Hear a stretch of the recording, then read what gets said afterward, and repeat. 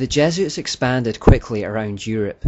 One of the primary ways in which they went about reclaiming some of the ground that had been lost to the Protestant reformers was to establish schools of education in various locations.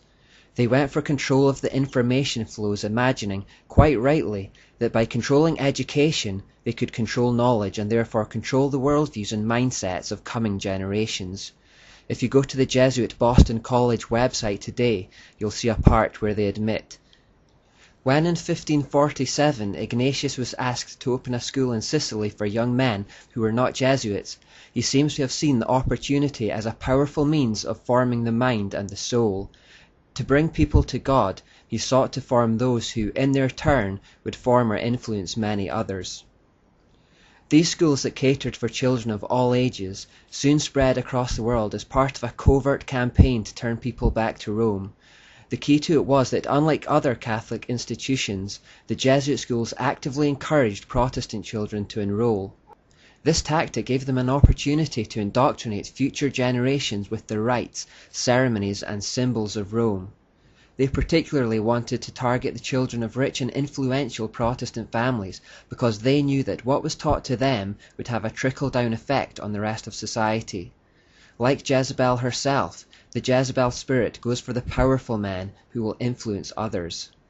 Jesuits also sent missionaries to far-flung places in the world like China, placing great emphasis on the importance of assimilating themselves into their culture. By educating themselves on the language and religion of these places, they could become teachers of the people and work their way into positions of influence. They were incredibly committed, hard-working, and disciplined in these tasks, pouring out their lives for the furtherance of their cause. Wherever they went, they consistently compromised their own message with the local pagan practices of the area to get a foothold, just like they'd done in Rome itself. When they returned to Europe from these far-flung places, they brought back with them the occult and pagan ideas that they'd picked up there. In Britain, the Jesuits made use of fifth column tactics. They started filtering into the country in the 1560s, and almost immediately they were found preaching from pulpits disguised as Church of England ministers. In 1568, a Jesuit priest posing as a Church of England minister accidentally dropped a secret copy of instructions on how to undermine and destroy the Church of England. After a search of his lodgings, further documents were discovered in his boots, including a license from the Jesuits and a bull from the Pope Pius, which authorized him to preach whatever was necessary to inflame animosities and widen divisions. They saw no better way to demolish churches than to infiltrate it in the guise of a minister who could introduce divisive false doctrines and ceremonies from the pulpit. The Jesuits also plotted to kill Queen Elizabeth I on many occasions so that the country could be returned to Rome. The Spanish Armada of 1588 was one such attempt to sail against Britain and overthrow the Queen, who was seen as heretical and illegitimate by Rome. The Spanish Armada was defeated, but true to the Jesuit oath, that which could not be achieved in the open was pursued in secret. After Elizabeth I died and James I took to the throne, Jesuits attempted to blow up the Houses of Parliament in 1605, the infamous November the 5th gunpowder plot, led by Guy Fawkes, an event we celebrate in Britain every year. There were also murmurings and suspicions that the Jesuits were responsible for the Great Fire of London in 1666, although there seems to be little hard and fast evidence to support the theory. There was simply a mysterious book written in 1667 by a man claiming to be a Catholic Christian, in which he portrayed the Pope as fanning the flames that ravaged the city. In truth, the Jesuits were largely frustrated in Britain, but they did have more success in Europe. Having established themselves in Italy, Spain, Portugal, and Austria, they set their sights on Germany, the birthplace of the Reformation. There they gained influence with the rulers and initiated campaigns of persecution against Christians. In keeping with their oath to stir up division and bloodshed in countries that were previously enjoying peace and prosperity for the sake of the Catholic Church, this persecution of Christians led to much disruption, war, and bloodshed around Europe. They reignited the persecution against Protestants in Germany, leading to the 30 Years' War of 1618. Although Protestant Sweden stepped in to stop Germany from being returned to Catholic darkness, it left the country in ruins for a long time afterwards. In the neighbouring Austro-Hungarian Empire, Jesuits were so influential that they virtually controlled the emperor at the time. Having this power, they came pretty close to purging the region of true Christianity. In Poland, which was a major European power in the mid-16th century due to their embracing of the Reformation, Jesuits also became enormously influential. This influence led to a decline in national well-being and disastrous policies towards neighbours that eventually led to their annihilation. Entry into France was slower, but was achieved by the formation of educational institutions. Jesuits were implicated in the assassination of the French King Henry III in 1589 and his successor, Henry IV, in 1610. They believed it was their right to kill any heretical monarch.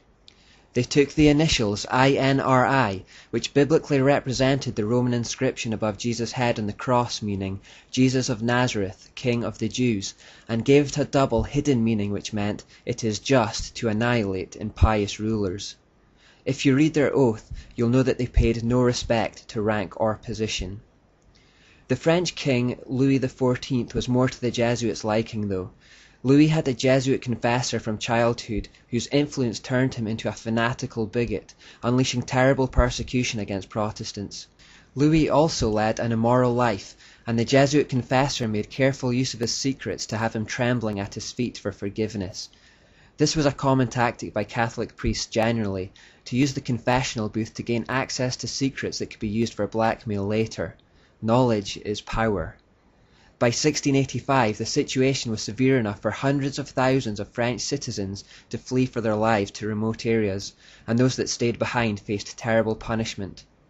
This was in fact replicated all across Europe, where true Christians had to flee to communities in remote areas to avoid persecution from Rome. Some of these examples are recorded in Fox's Book of Martyrs. As the Jesuits continued to rise to power and influence in Europe, they also accumulated vast amounts of wealth and property.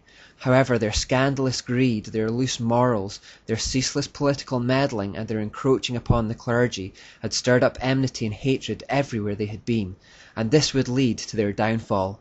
Amongst the higher classes in particular, the Jesuits had been brought into complete disrepute. Governments began to realize that this single group were the source of nearly all the disruption in their lands.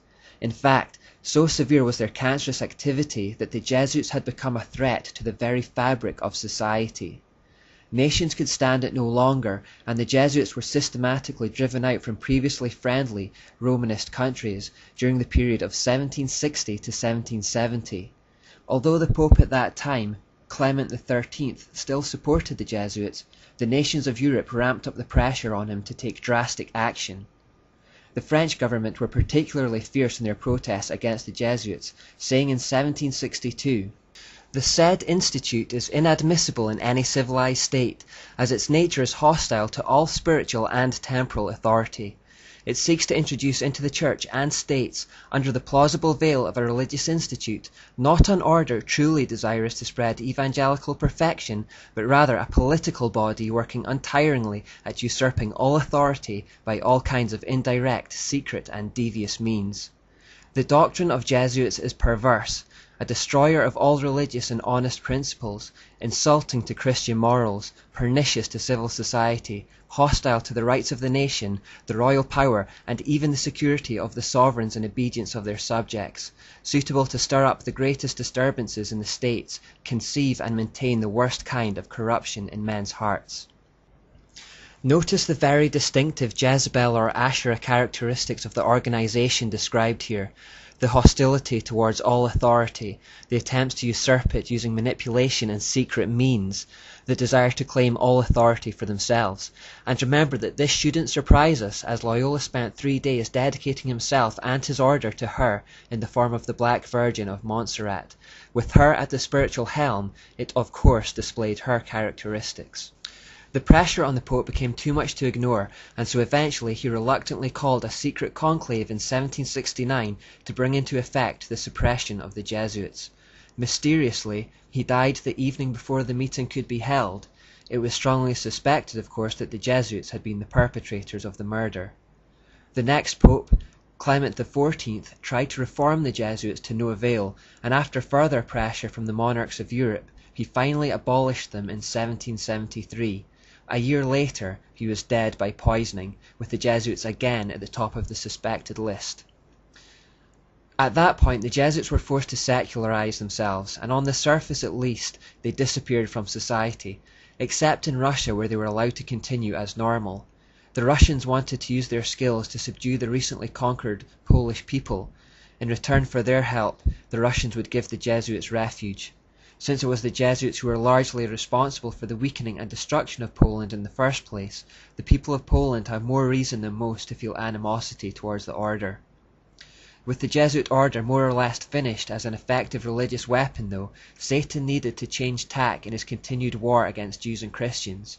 This change occurred in the Age of the Enlightenment.